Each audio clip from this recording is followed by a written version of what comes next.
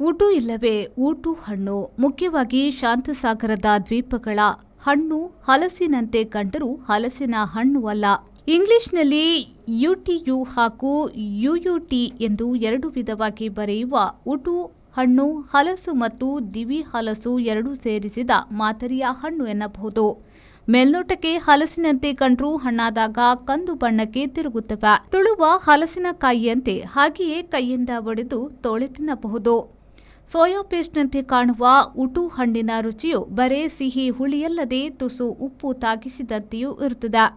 Pacific ಸಾಗರದ ದ್ವೀಪಗಳು ಬಾಲಿ, Papua New Guinea ಮೊದಲಾದ ಕಡೆ ಒಂದಷ್ಟು ಬೆಳೆಯುತ್ತದೆ. ಅಡುಗೆಯಲ್ಲೂ ಬಳಸುತ್ತಾರೆ. ಆಫ್ರಿಕಾದ ಪಡುವಣ ಭಾಗದಲ್ಲಿ ಒಂದು ಬಗೆಯ ಉಟು ಬೆಳೆಯುತ್ತದೆ. ಇದನ್ನು ಹಣ್ಣಾಕಿ ಬಳಸುವುದಲ್ಲದೆ ವೈನ್, ಮದ್ಯ ತಯಾರಿಸಲು ಹೆಚ್ಚು ಬಳಸುತ್ತಾರೆ. ಹಾಗಾಗಿ ಇದನ್ನು West African rubber vine fruit ಎಂದು ಹೆಚ್ಚಾಗಿ ಕರೆಯುತ್ತಾರೆ.